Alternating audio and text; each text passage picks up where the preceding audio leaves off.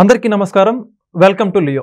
చంద్రబాబు నాయుడు గారు ఇటీవల ప్రకటించినటువంటి స్వర్ణాంధ్ర విజన్ 2047 దానికి సంబంధించి మాజీ ముఖ్యమంత్రి అదేవిధంగా ప్రస్తుత పులివెందుల శాసనసభ్యులైనటువంటి వైఎస్ జగన్మోహన్ రెడ్డి గారు కొన్ని వ్యాఖ్యలు అయితే చేయడం జరిగింది. అదంతా కూడా కేవలం బూటకపు హామీలు అని చెప్పేసి ఎప్పుడు కూడా విజన్ అని చెప్పేసి మాట్లాడుతుంటారు చంద్రబాబు, కానీ చేయడం చేతగా అని చెప్పేసినట్టుగా మాట్లాడడం జరిగింది. అయితే జగన్మోహన్ రెడ్డి మాట్లాడిన వ్యాఖ్యలకు సంబంధించి పూర్తి విశ్లేషణ తెలుసుకునే ప్రయత్నం చేద్దాం. మనతో ఉన్నారు ప్రముఖ రాజకీయ విశ్లేషకులు అరిసిమిల్లి శ్రీనివాసరావు గారు. సార్ నమస్కారం అండి. నమస్కారం అండి. జగన్మోహన్ రెడ్డి చంద్రబాబు నాయుడు గారు అప్పట్లో విజన్ 2020 అని పెట్టి దాన్ని ఏ విధంగా హైదరాబాదు ప్రత్యక్ష రూపం దాల్చిందో మనం చూస్తున్నాం. అయితే ఇప్పుడు దాన్ని ఒక ఉదాహరణగా తీసుకొని అమరావతికి సంబంధించి 2047 కల్లా ఏ రకమైన ప్రగతి సాధించాలి, ఏ విధంగా ముందుకెళ్ళని చెప్పేసి ఒక విజన్ రూపొందించడం జరిగింది. దానికి ఏదైతే విజయవాడలో దాన్ని ఆవిష్కరించడం కూడా జరిగింది. దానికి సంబంధించి జగన్మోహన్ రెడ్డి మాట్లాడుతూ అసలు చంద్రబాబు నాయుడికి విజన్ ఇవన్నీ కూడా జరగని పనులు, అన్ని బూటకపు హామీలు, ఎప్పుడు ఏదో ఒకటి చేస్తూ ఉంటాడని చెప్పేసి ఆయన చురుకు వ్యాఖ్యలు చేస్తూ ఉన్నాడు. ఏంటంటారు ఆయన చేసిన వ్యాఖ్యల గురించి మీరు? ఇప్పుడు ఆయన ఎక్స్ సీఎం, ఎక్స్లో అందుబాటులో ఉంటున్నాడు అందరికీ. అంటే ఎక్స్ అంటే ఇప్పుడు ట్విట్టర్నే ఎక్స్ కింద మార్చారు కదా, అందులో అందుబాటులో ఉంటున్నాడు. ఒకటి. రెండు, చంద్రబాబు నాయుడు గారి విజన్ గురించి జగన్మోహన్ రెడ్డి అలా మాట్లాడకపోతే ఇంకెలా మాట్లాడతాడండి? ఇప్పుడు చెప్పు తినే కుక్కకి చెరుకు మొక్క రుచిస్తుందా? ఇప్పుడు పాత చెప్పు పడితే కుక్క ప్రీతిగా ప్రేమగా ఆస్వాదిస్తుంది అని తింటా. చెరుకు ముక్క కానీ చెరుకు పానకం కానీ పెడితే తిందా ఆగదు. దాన్నే మా ఊళ్ళో ఏమంటారంటే గాడిదకి ఏమి తెలుసు అటుకులు రుచి అంటారు. అటుకులు మనం తింటే మనకు ఆ రుచి తెలుస్తుంది. కొత్త ధాన్యం రాగానే అటుకులు దంపించుకుని తింటాం ఏంటండి. అలాగా ఇంకోటి కూడా గాడిదకి ఏం తెలిసి గంధపు చెక్కలు రుచి అని రకరకాల సామెతలు ఉన్నాయి దీంట్లో. కాబట్టి అంటే ఇతను గాడిద అంటలేదు, నేను గాడిద ఫీల్ అవుద్ది. ఓకే, గాడిద ఫీల్ అవుద్ది అంటారా? ఇప్పుడు ఎందుకంటే అతన్ని ఎంత దారుణంగా దూషించినా విమర్శించినా తప్పులేదండి. ఎందుకంటే జగన్మోహన్ రెడ్డి,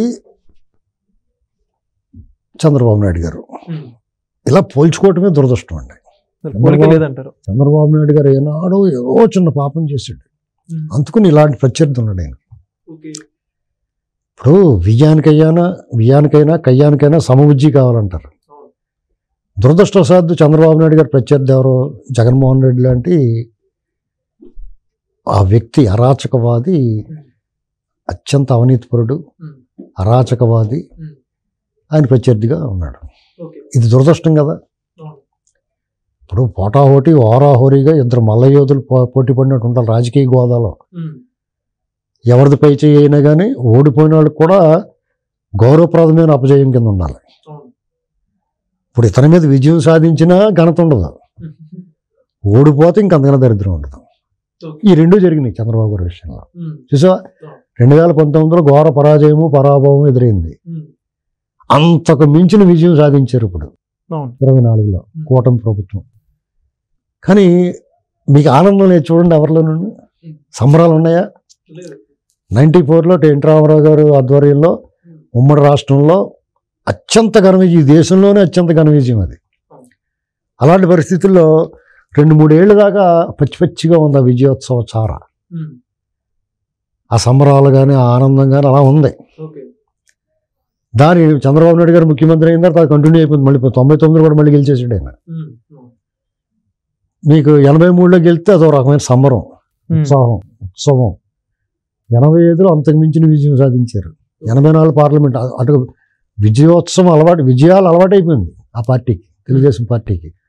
అందుకనే ఆ పార్టీలో చాలామంది నాయకులకి పోరాటం అనేటువంటి తెలియదు, యుద్ధం చేయటం తెలియదు.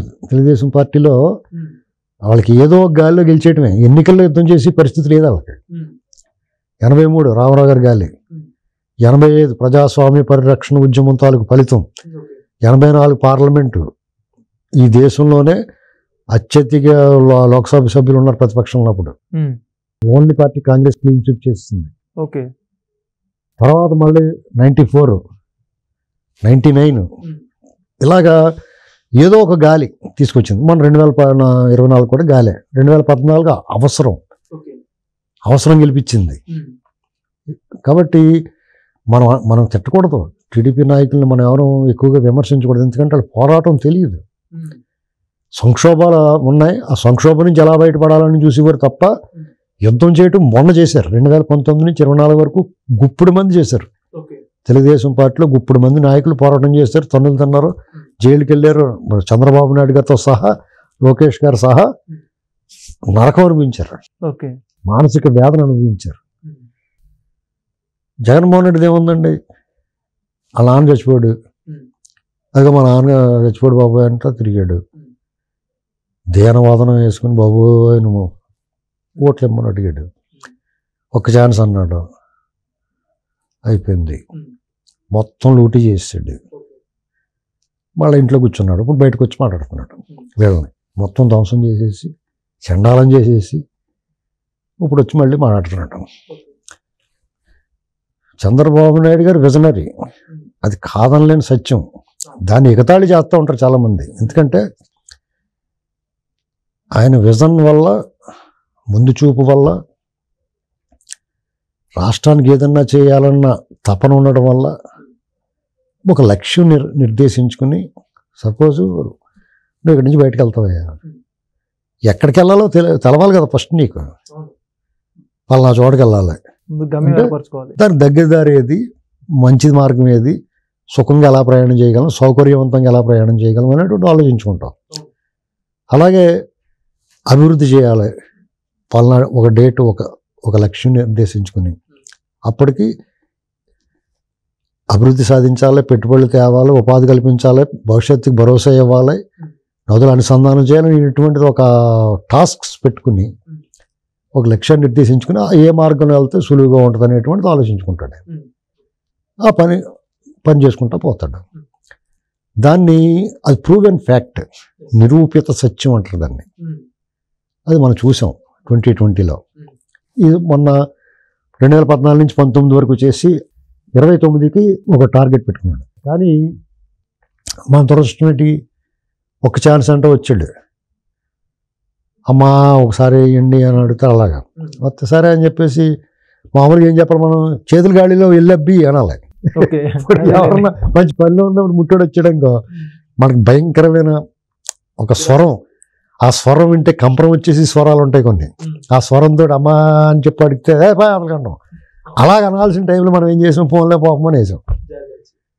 అర్థమైందా? దాని తాలూకు ఫలితం అనుభవించాం.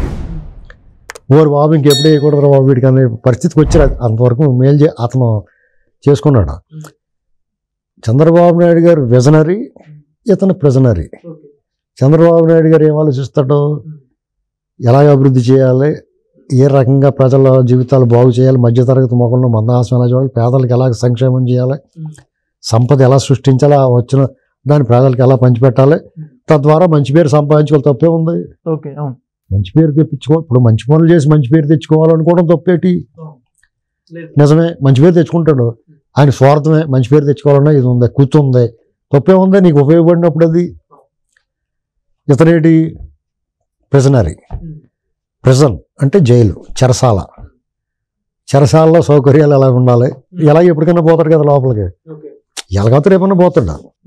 ఆల్రెడీ చూసి వచ్చాడు కూడా అంటారు. ఇప్పుడు కారాగారము తప్పదు అతనికి, కారాగారంలో కరుడుగట్టిన నేరస్తులతో సావాసము తప్పదు ఆయనకి. అటువంటి పరిస్థితుల్లో ఆయన ఏం చేస్తాడో, ఆ జైల్లోకి ఎలా వెళ్లకుండా ఉండాలని చూసుకుంటూ ఉంటాడు.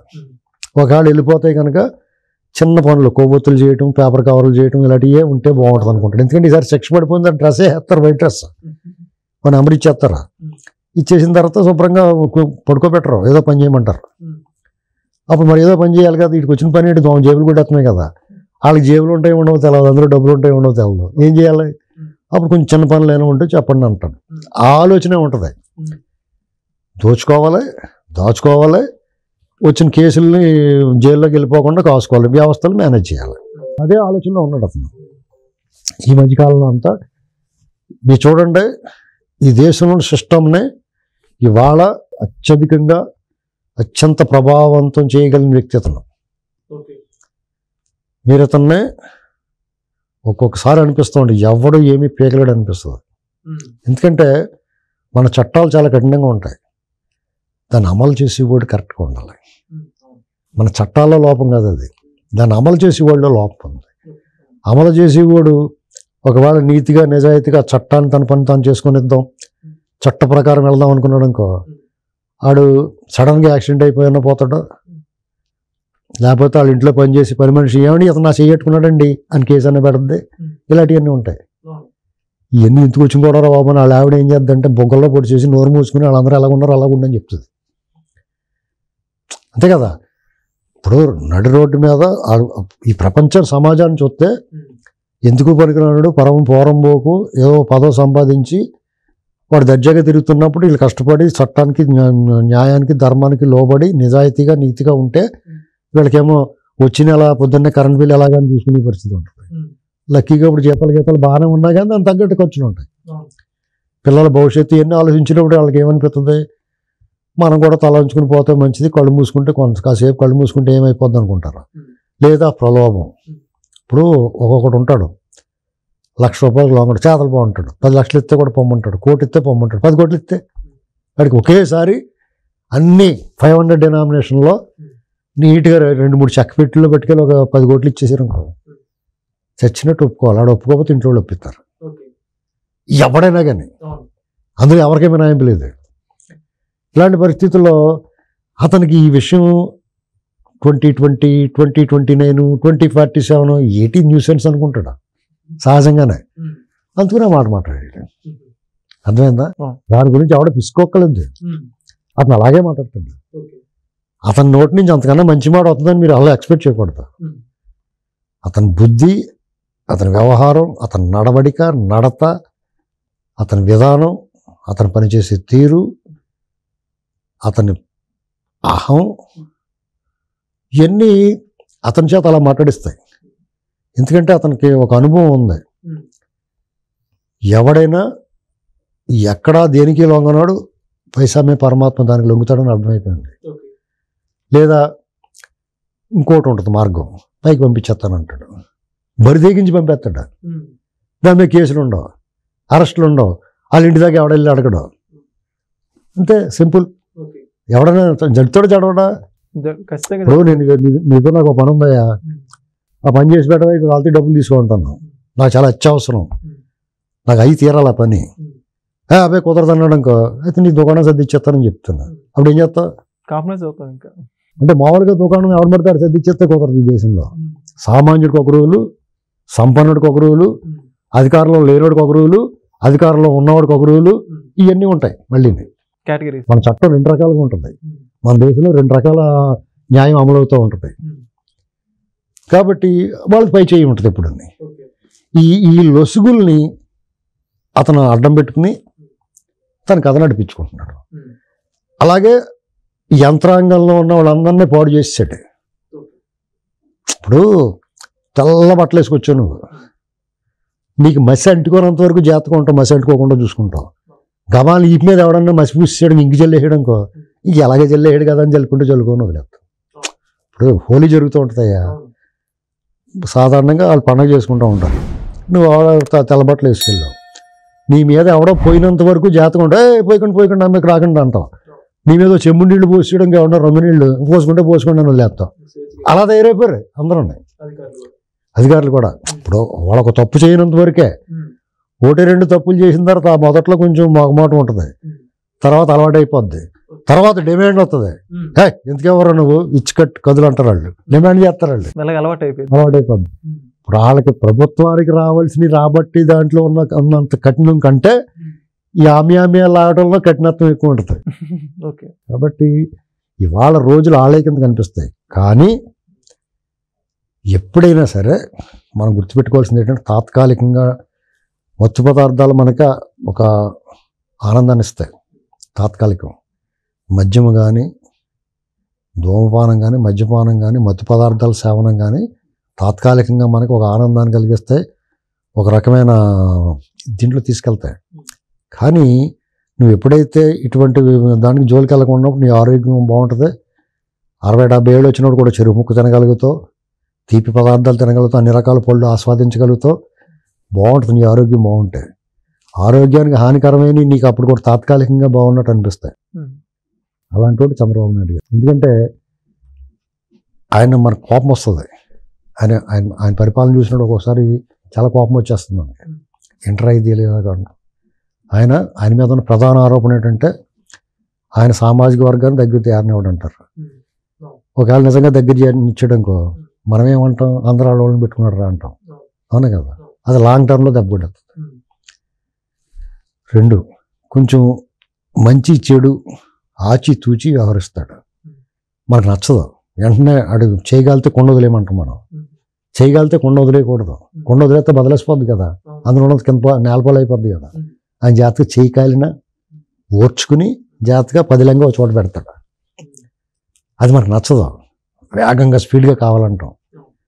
ఒకవేళ నిజంగా ఆయన అరాచకం చేసాడనుకో, ఇప్పుడు వచ్చాడు ప్రతీకార రాజకీయం చేసాడనుకో, ఎప్పటికప్పుడు ఈయన పదవి పోయిందనుకో, అప్పుడు అవతలోడు ఊరుకుంటాడా? అవతలోడు మామూలుగా వీళ్ళు ఏమీ చేయకుండానే వీళ్ళు అరాచ చేసాడు. వీళ్ళు కూడా అటువంటి కార్యక్రమాలు చేసినప్పుడు అవతలోడు ఓచకోత కోసేస్తాడు. అప్పుడు ఈ మేధావులు చంద్రబాబు నాయుడు గారు తెలుగుదేశం పార్టీ ఎవరిని ఇబ్బంది పెట్టకుండా ప్రజాస్వామ్యయుతంగా 100-80% రూల్ ఆఫ్ లా పాటించి పనిచేస్తారు. వాళ్ళు ఒక 20% అటు ఇటు తప్పిన వాళ్ళు ఉంటారు, దారి తప్పిన వాళ్ళు. వాళ్ళే మళ్ళీ అవతల పార్టీలో పోతారు అరాచకం చేయడానికి. అప్పుడే ఈ మేధావులు అనబడేవాళ్ళు, బయట మాట్లాడేవాళ్ళు, సమాజాన్ని ప్రభావితం చేయగలిగిన వాళ్ళు ఏమంటారు, వాళ్ళు చేయలేదా అన్న మాట మాట్లాడుతున్నారు. అటువంటిది వీళ్ళు కూడా ప్రతీకార రాజకీయం చేసి వీళ్ళ మీద కన్నుకు కన్ను, పన్నుకు పన్ను, కాలుకు కాలు, చెయ్యికి చెయ్యి, కత్తికి కత్తి అన్నారనుకో, రక్తానికి రక్తం అన్నారనుకో, అప్పుడు ఏం చేస్తారు? మళ్ళీ ఆడొచ్చాడు నడి రోడ్డు మీద నిలువున సీరేస్తున్నా కానీ అంతేనండి వాళ్ళు చేయలేదా, వీళ్ళు చేస్తున్నారు, తప్పే ఉంది అని మాటలు మాట్లాడతారు. కాబట్టి చంద్రబాబు నాయుడు గారికి మొన్న ఆయన జైల్లోకి వెళ్ళినప్పుడు కానీ, సభలో ఆయన అవమానించబడినప్పుడు కానీ, వాళ్ళ నాయకులందరూ వేధింపబడినప్పుడు కానీ, రాష్ట్రంలో ప్రజలందరినీ జగన్మోహన్ రెడ్డి వేధిస్తున్నప్పుడు కానీ ప్రజలందరూ కూడా ఎవరిని కోరుకున్నారో చంద్రబాబు నాయుడు గారు రావాలని కోరుకున్నారు. ఖచ్చితంగా చంద్రబాబు నాయుడు గారు ఘన విజయం సాధించి ప్రజలందరూ ఆయన నెత్తిమీ పెట్టుకున్నందుకు ఇవాళ నువ్వు స్వేచ్ఛగా హాయిగా మండుటేసవలో చల్లని సాయంత్రం రాత్రి వేళ వెన్నెల్లో మంచం బయట వేసుకుని హాయిగా పడుకున్నావు. దోమలు లేకపోతే హాయిగా పడుకోగలుగుతున్నావు కదా, ఆదమరిచి మత్తుగా పడుకోగలుగుతున్నావు. అంటే నీ గుండెల మీద చేసుకుని నీకు ఏ బెంగా భయం లేదు. ఏ రాత్రి తెల్లారి జట్లు ఎవడొచ్చి పోలీసు పట్టిపోతాడో భయం లేదు. నీ కొంప ఎవడు లాగేసుకుంటాడో భయం లేదు. నీ భూమి మీద వాళ్ళు ఫోటోలు వేసుకుంటాం లేదు. నీ భూమి ఎవడ కంచేస్తాడో భయం లేదు. హాయిగా ఉంది కదా స్వేచ్ఛ. నీ భూములు ఎంతో కొంత, ఎంత భూమి ఉంటే అంత భూమి రేట్లు పెరిగినాయా, ప్రశాంతమైన వాతావరణం కనపడిందా. తాత్కాలికంగా కొన్ని ఇబ్బందులు ఉంటాయి. ఇంకా ఏదో ఇప్పుడు ఈ 6 నెలల పరిపాలన, అందులో మంచి చెడు అన్నీ ఉంటాయి. ఇప్పుడు వాళ్ళ కూటమి అంతా కలిసికట్టుగా పనిచేస్తున్నారు. మనం ఎక్స్పెక్ట్ చేసిన దానికన్నా బాగా పనిచేస్తున్నారు. సంక్షేమ కార్యక్రమాలు వాళ్ళు చెప్పిన దాంట్లో సగం తీర్చారు, మిగతా సగం ఇంకో 6 నెలల్లో తీరుస్తారు. కంగారు పడిపోతే ఎలాగా? 1వ తారీఖు వచ్చిందనుకో, అమ్మో 1వ తారీఖు అనుకునేవారు, వాళ్ళు జీతాలు ఇచ్చిప్పుడు కాదు. ఇప్పుడు అమ్మయ్య 1వ తారీఖు వస్తుంది అనుకుంటున్నారు. అవును, పెన్షన్లో వాడు 3000 ఇస్తారంటే ముక్కి ముక్కి ముక్కి మలబద్ధకం ఉన్నవాడు పొద్దున్నే వాడు గంట సేపు వెళ్తాడు. అలా చేసాడు 5 ఏళ్ళు. వీళ్ళు వచ్చినంటే దబాలమని వేసేసారు, మందు వేసుకున్నట్టు. అవునా చేదు. పైగా ఇంటి పెట్టుకెళ్ళి ఇస్తున్నారు. వాళ్ళు ఎలాగ ఇచ్చారు, వీళ్ళు తేడా ఉంది. వాలంటీర్ లేకుండా నువ్వు 2-3 నెలలు తీసుకోకపోయినా ఒకసారి తీసుకోరా బాబు అంటున్నారు. 1వ తారీఖు కన్నా ముందు కూడా అన్న క్యాంటీన్ అన్న క్యాంటీన్ కడుపు మీద తినేసాడు. నోటికాడ అన్నం కూడా లాగేసాడు. ఇవన్నీ ఇస్తున్నారు. ఒకటొకటి చేసుకుంటూ వస్తారు. పెట్టుబడిలా తీసుకొస్తా ఉన్నారు. ఏదన్నా ఉంటే కొంచెం చేసింది చెప్పుకుంటారు, తప్పే ఉంది. పదవులు అంటావా, పని చేసిన వాళ్ళకి పదవులు అంటావా, ఆల్రెడీ ఇచ్చారు. మోదం, ఆమోదం, ఖేదం, హర్షం ఇవన్నీ ఉన్నాయి. పదవులు వచ్చిన వాళ్ళకి ఆనందం, వాటికి ఆమోదం లభించింది. మంచి వాళ్ళకి ఇచ్చారా పర్లేదు, పని చేసిన వాళ్ళకి ఇచ్చారా అనిపించుకున్నారు. 2వ విడతలో కూడా ఖేదం అంటే కొంచెం బాధ ఉంటుంది, ఇంకా రాలేదేంటి మాకు అని. ఇంకా పొట్టలు అందిన వాళ్ళకి కొంచెం అసహనం ఉంటుంది. ఎప్పుడు వస్తుందో. ఇప్పుడు మీ ఆగస్టు 15 నీకే చెప్తాను, నువ్వు స్కూల్లో చదువుకున్నప్పుడు ఆగస్టు 15 ఉంటుంది. చాక్లెట్లు పంచి పెడతారు కదా, లేదా మిఠాయి పంచి పెడతారు కదా. మిఠాయి పంచి పెట్టినప్పుడు అందరికీ ఒకసారి జల్లేరు కదా, వరుసగా పెట్టుకుంటూ వస్తారు. ఆ పెట్టుకుంటూ వచ్చినప్పుడు ముందు అందేసుకున్న వాడికి అమలు తీసుకుని ఎదురుకుంటూ తినేస్తూ ఉంటాడు. నీకు బాధ వస్తూ ఉంటుంది, ఎవరు ఉన్నవాడికి నీ దగ్గర కూడా వస్తుంది కదా, కంగారు పడకూడదు. మరి లైన్స్ ఎవరు రావాలి, మరి వాళ్ళకి కొంచెం అసహనం ఉంటుంది, చాలా సహజం. ఇంతే తప్ప ఈ ప్రభుత్వం ఏదో చేసేసింది సరిగ్గా చేయట్లేదు అనే బాధ మనం పెట్టుకోవాల్సిన అవసరం లేదు. జగన్మోహన్ రెడ్డి మాటలు అసలు పట్టించుకోకూడదు. అతను నేను చెప్పేది ఏంటంటే ఎవరికలా ఆలోచించుకోవాలి. మీరు ఈ రాష్ట్రంలో తెలుగు రాష్ట్రాల్లో కానీ దేశంలో కానీ ఎవరి మాటనైనా వినొచ్చు, ఎవరి మాటనైనా ఆలోచించవచ్చు. మీరు చెప్తే ఈ ఒక్క వైసీపీ జగన్మోహన్ రెడ్డి ఫాలోవర్స్, జగన్ జఫా అంటారు, జగన్ ఫాలోవర్స్, ఆ బ్యాచ్ ఎవరన్నా మాట్లాడినా చెప్పినా మనం ఎందుకంటే అది వినకూడదు. చెడు వినవద్దు, చెడు కనవద్దు, చెడు చూడవద్దు అంటారు కదా. చెడు వినవద్దు అంటే వీళ్ళు మాటలు వినకూడదు. వాళ్ళు కనిపిస్తే కళ్ళు మూసేసుకోవాలి.